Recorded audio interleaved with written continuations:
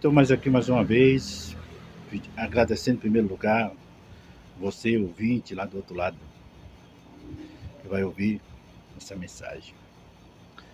Eu dei continuidade falando de dois homens, do Lázaro mendigo e do rico Lázaro, e do jovem rico. Lá em Lucas 16, 19 e 31, fala dessas duas pessoas. O rico, ele teve todo o tempo do mundo nessa terra. Construiu, foi um jovem muito sucedido nessa terra, rico segundo a palavra, a história bíblica. E ele conseguiu muitos celeiros, ele plantou muitos grãos, ele enriqueceu. E ele, por ser rico, ele dava festas, todos os seus amigos, não só uma vez por ano, não uma vez por mês, nem uma vez por semana, mas todos os dias ele dava festa, riquíssimo, cardápio requentados, vinho de primeira linha, bebida de primeira linha, orquestra, tudo de primeira linha, porque ele tinha como manter isso, porque ele era um jovem rico, o nome já está dizendo, um jovem rico. E ele chegou ao ponto de ele somar tudo e achou por bem desfazer dos seus armazéns, que não era mais suficiente ele armazenar os seus grãos. E a palavra nos ensina que ele desfez daqueles armazéns e construiu o dobro para poder ter espaço para armazenar os seus grãos, as suas colheitas. E ele somou tudo aquilo ali e se alegrou. E disse, tudo isso aqui é meu. E aí depois dele ter essa soma em prática, saber que ele estava uma pessoa bem sucedida na terra, e ele disse, isso aqui eu darei para minha alma, para ela comer e se regalar. Mas, no entanto, não era tão assim que ele pensava. E ele fechou o ano com essa grande vontade, com esse equilíbrio financeiro. E ele se regozijava porque ele era um jovem rico. Mas um dia, ele encontrou o Mestre, o Senhor. E ele começou a contar da sua riqueza. E ele pensando que ia ser bastante aplaudido, ou então bastante remunerado. E quando ele terminou de falar tudo aquilo, que era um jovem bem-sucedido, rico, e tudo que ele tinha produzido, ele daria para ele a sua alma, para ela comer e se regalar. E aquele senhor olhou para ele e disse, todos que pensares assim, eu darei um título a você. Eu te darei um nome, não o nome de jovem rico, não o nome de uma pessoa sucedida, mas de um louco. Você é um louco. Todos que pensares assim, é um louco.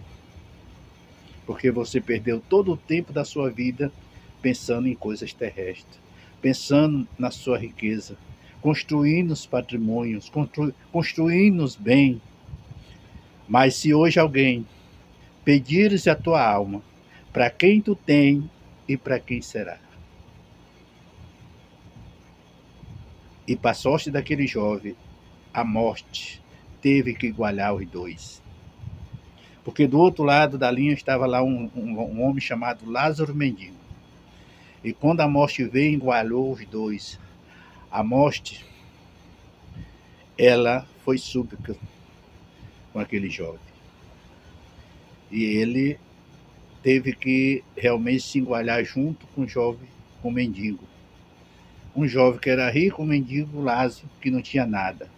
Comia da mesa do rico que sobrava, as migalhas que era dos cachorros, ele comia. E ele, nesse momento, ele realmente se encontrou igual aquele mendigo. Mas aqui na vida, nesse mundo, o rico, o protagonista é o rico. Na morte, foi o mendigo Lázaro, que foi o protagonista, foi o primeiro.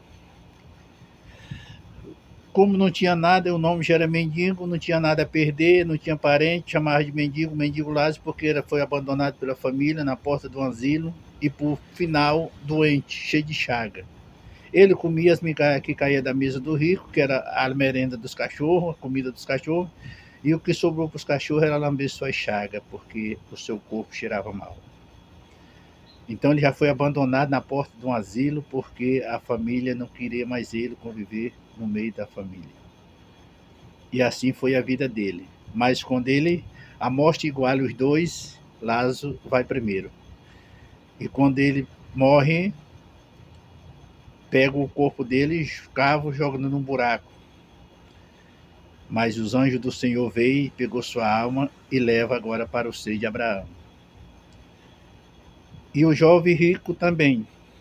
A morte também foi súplica com ele. E aquele jovem morre. E quando ele morre, ele ainda teve alguma regalia nessa terra. Pelo menos teve despedida, teve velório, cortejo, teve tiro, bombas, despedidas, palavras bonitas pelos seus amigos, despedida inexplicável. Mas até o cemitério ele ainda foi acompanhado. Mas quando ele se encontra lá no Ares, um local chamado Ares, que não é ainda o inferno, mas é um lugar bem parecido, um lugar de atormento. E quando ele se depara com aquele lugar, ele começa agora a imaginar por que ele foi parar ali. E quando ele começa a fazer reflexão por que ele estava ali, e ele agora olha para cima, agarra os olhos para cima e vê o seio de Abraão, que não é o céu, mas é um lugar também confortável, chamado seio de Abraão, lugar de descanso, lá onde estava o mendigo Lázaro. E ele olha e vê Lázaro sentado numa mesa farta, com a sua cabeça no peito do pai Abraão, como consolo. E ele se sentiu num lugar muito atormentado.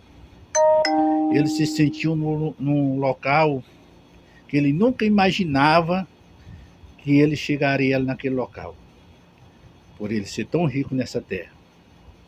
E ele começou a pensar e começou a se desesperar, porque agora chegou a sede, chegou a falta de água na sua garganta, e ele começou a refletir. E ele, com muito esforço, conseguiu falar com o pai Abraão. E disse: pai Abraão, eu devo fazer 2 pedidos a ti. Peça para o seu amigo Lázaro molhar a ponta dos seus dedos e venha refrescar a minha língua, porque onde o lugar que eu estou é atormentado demais. Eu devo dizer, meus amados irmãos, que quando nós estamos com muita sede, às vezes uma garrafa de 600 de água gelada não é o suficiente. Às vezes uma canecada d'água, melhor falando, bem gelada não é o suficiente. Porque às vezes a sede que nós estamos é superior àquela quantidade de água que nós estamos bebendo. Mas para ele, um dedo molhado já era muita coisa. Significa dizer que ele estava no lugar, numa extrema, difícil situação. E ele pede para o pai Abraão liberar Lázaro para molhar a ponta do seu dedo e vir refrescar a sua goela. E o pai Abraão disse que não. Ele não poderia fazer isso. Porque quem está lá no seio de Abraão não pode passar lá para o Ares. E quem está no Ares não pode passar para o seio de Abraão. E ele fez o segundo pedido. Ele disse: já que eu não fui atendido pelo primeiro, mas pelo menos o segundo. Pai Abraão, dispensa Lázaro para ir lá onde está minha família, que eu tenho ainda mais 5 irmãos e tenho uma família. Para Lázaro a dizer a eles não fazer o que eu fiz, não tomar a atitude que eu tomei, para que eles não venham parar aqui onde eu estou, porque aqui é lugar de tormenta. E o pai Abraão também discursou dizendo: também não pode fazer isso. Se você que estava lá não creu nos vivos, como você quer agora que eles vão crer no morto? Porque Lázaro morreu. Para eles, Lázaro morreu. Se você não creu nos vivos, como você quer que ele creia nos mortos? Então, 2 pedidos que ele fez, os 2 foi cancelado. E isso sucede a história de o mendigo Lázaro e o jovem rico. Um que não teve gozo nenhum nessa terra. Um que não teve realmente luxo nenhum nessa terra. Mas quando partiu daqui a despedida, o seu novo endereço foi o ser de Abraão, que é um lugar de descanso. Mas o jovem rico também, quando conseguiu toda a regalia aqui nessa terra, e conseguiu muitos bens e viveu muito sucedido, reconhecido como jovem rico. Mas quando ele parte também daqui dessa terra, primeiro que ele encontra pela frente é um local chamado Ares, que é um lugar de atormento, que quem vai para lá não tem mais direito à volta. Então são 2 lugares distintos, que nós que temos que tomar essa decisão aqui. Eu costumo dizer nas minhas mensagens, nas minhas pregações, nas minhas ilustrações, ninguém tem poder de levar nós ao inferno. Deus não ficou para levar nós ao inferno, até porque para isso ele já morreu para resgatar nós da condenação eterna. Satanás não tem poder para levar nós para o inferno, porque ele também não tem poder, porque quem serve a Deus, agindo Deus, quem impedirá? Só tem uma condição que leva você ao inferno. Não é o pecado que você cometeu. Tem gente que está sendo demolida, machucado todo dia, está sendo ameaçado pelo pecado que cometeu. Será que eu vou ser perdoado? Será que eu tenho um jeito? Será que eu tenho um perdão? E fica se mastigando por causa do pecado que fez, desde o dia que nasceu. E ele acha que isso é uma causa dele não ser salvo. Ele acha que isso é um argumento para ele não ser salvo. Só que ele está enganado, porque Jesus veio para isso. Jesus veio justamente para essa causa, para perdoar os nossos pecados e passar uma borracha em cima e dela não lembra mais dos nossos pecados, diz a Bíblia Sagrada.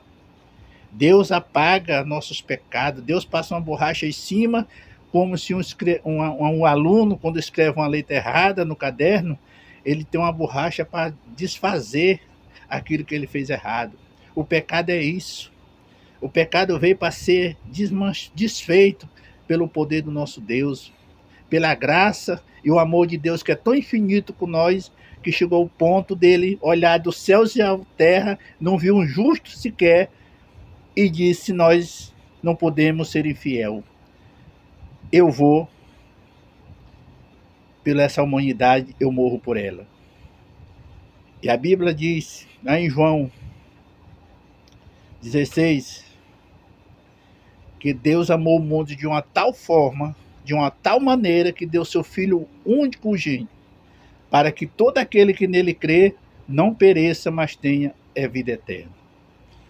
Então, para essa situação que você está pensando aí, que acha que vai, não sabe o que faz, não sabe se vai para frente, se vai para trás, porque você pecou demais, porque você fez tudo errado, não fique se martilando por isso. Jesus tem uma solução.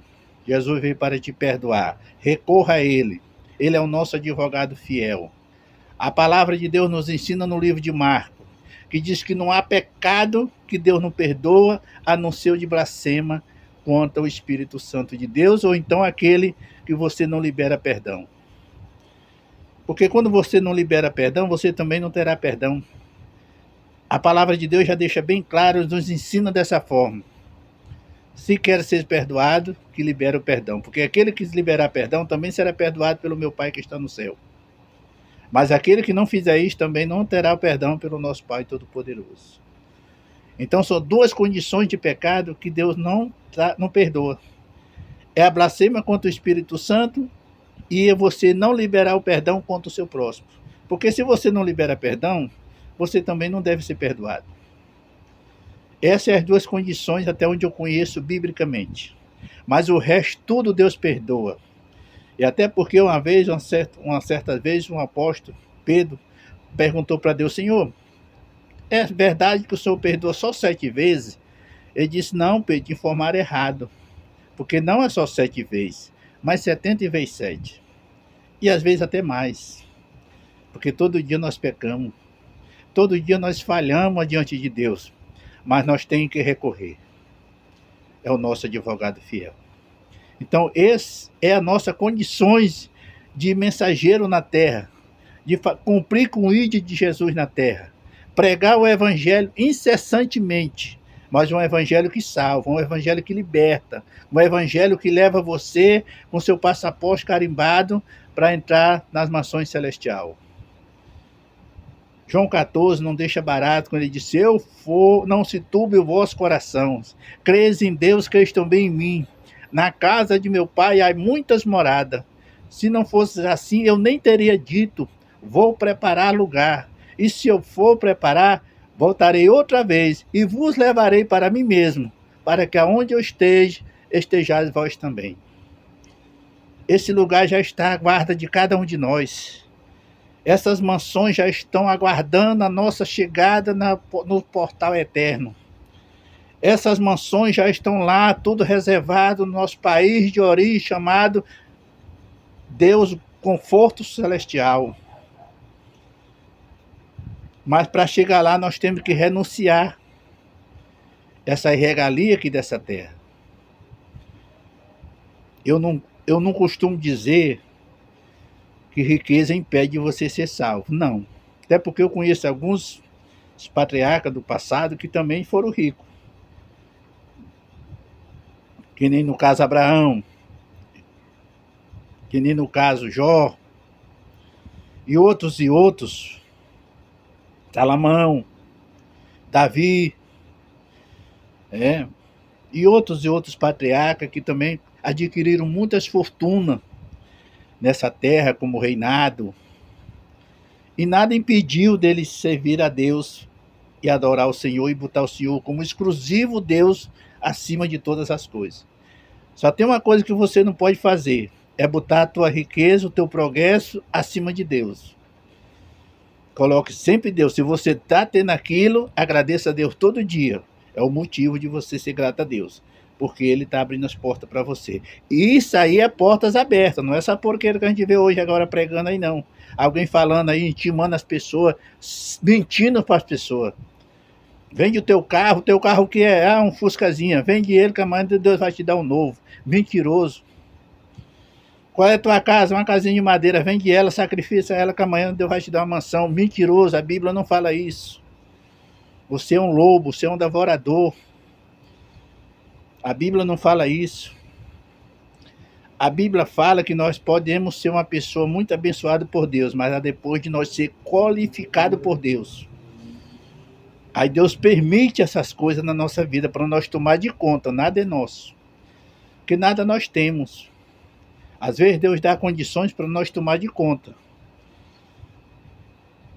De um belo carro, uma boa casa, um bom comércio, mas só para nós tomar de conta, porque hoje nós podemos estar aqui, amanhã não. E aí? É teu ou é de Deus? Eu acho que é de Deus, porque se fosse teu, tu ia levar. É Deus que concede para ti, amado. Deus só quer que você administre aquilo e agradeça a Ele por isso. Este é o evangelho que deve ser pregado na terra. Ensinar as pessoas a andar no trilho certo e não tirar as pessoas do lugar certo e botar no trilho errado. Como é que eu tenho coragem de abrir a boca e pregar um Deus de prosperidade só aqui nessa terra? E no dia que eu partir daqui, eu vou enfrentar o mesmo local que aquele jovem rico enfrentou. Foi o que ele passou a vida inteira aqui. A Bíblia não diz, mas parece que, se não foge da soma, ele viveu há mais de 60 anos aqui nessa terra, aquele jovem rico. Mas foi 60 anos de loucura. E Deus ainda confrontou ele dizendo que ele era louco. Todos que permanecessem daquela forma, que pensassem daquela forma, é louco. Porque se alguém pedires a tua alma, para quem tu tem e para quem será. Este é o evangelho que eu ensino todos os dias. Por isso que eu vejo hoje as pessoas recuando. Eu vejo as pessoas repudiando essas porqueiras que nós vemos hoje aí na televisão todo dia. Pessoas enganando as pessoas. Eles têm coragem de pegar a Bíblia, se esconder de trás e enganar as pessoas. Não é assim. O reino do céu não é isso. O reino do céu é arrependimento. O reino do céu é renúncia. O reino do céu é perseverança.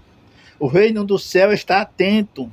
O reino do céu é pedir para que todo dia Deus venha lavar nós no seu sangue, o sangue do Cordeiro, para que nossas vestes venham se tornar alvo mais do que a neve. Aí sim, e você ser ouvinte, praticante e conservador da palavra de Deus. Você entende, meu amigo? Você entende o que é que eu estou falando? Você tem que ser conservador da palavra de Deus. Deus não vai habitar lá num templo construído de alvenaria, nem um templo de madeira não, coberto de alumínio não. Deus habita em você. Ele foi o templo que ele escolheu para habitar em você. Quando ele chegou no templo de Salomão, ele disse que viu tudo errado, que deveria ser a casa de oração, que levaram 40 anos para construir, e ainda disseram que era casa de oração, e tornaram aquele templo covil de ladrão. Jesus chegou e disse: eu vou derrubar.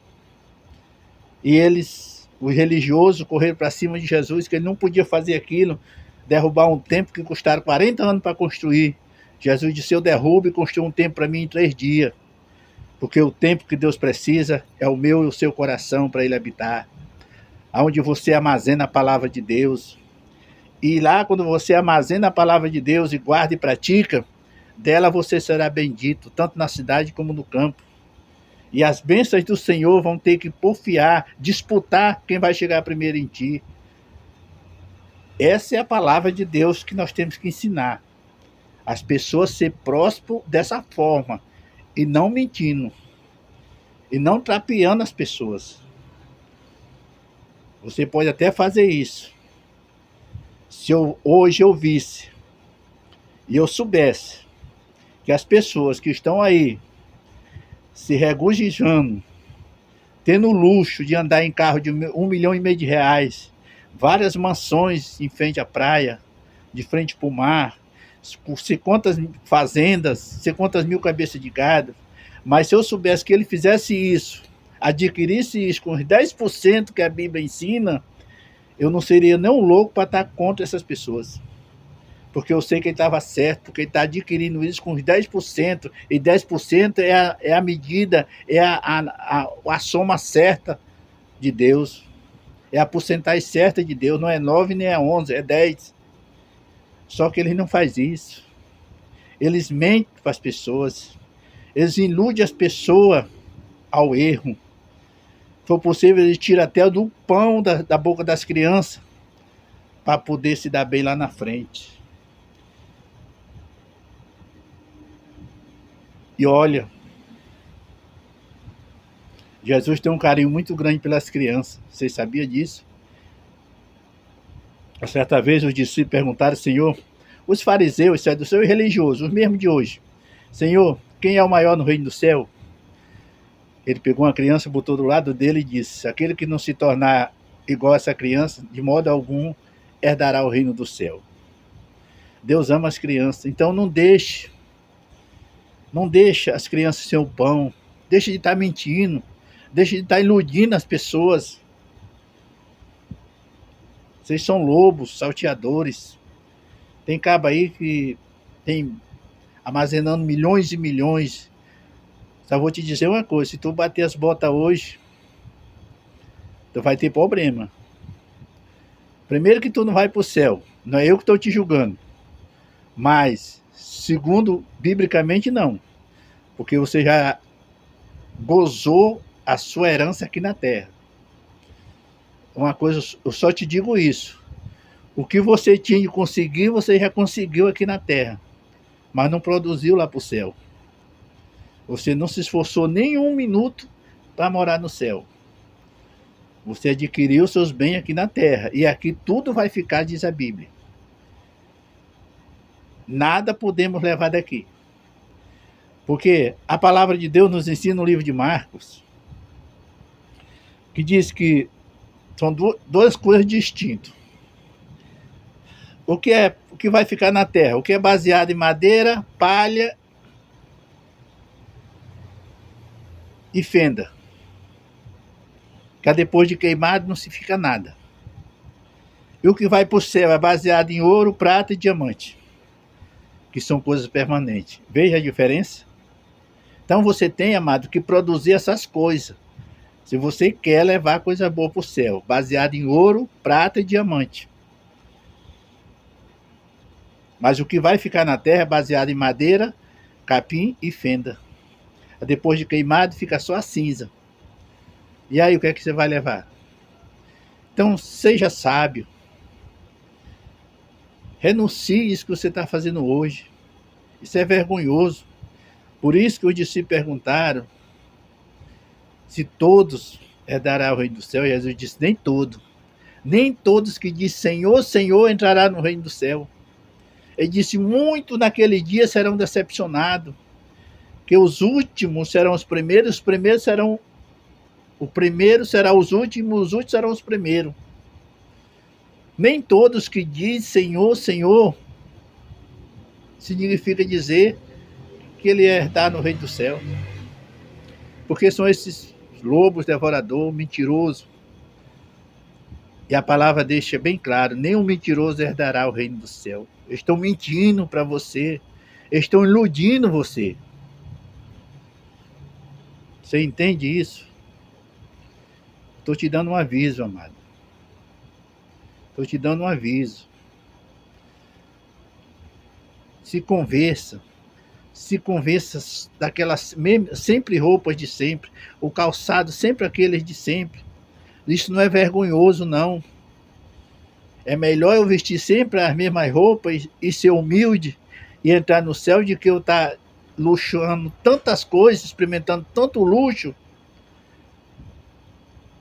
e eu não ter essa oportunidade de ter o céu como a minha casa. Amém? Então, não se engane. Tudo aqui é passageiro. Tudo aqui é em vão. Tudo aqui passa. O que permanece é Deus. E se você quer permanecer com Ele, procure Ele enquanto é tempo. Amém?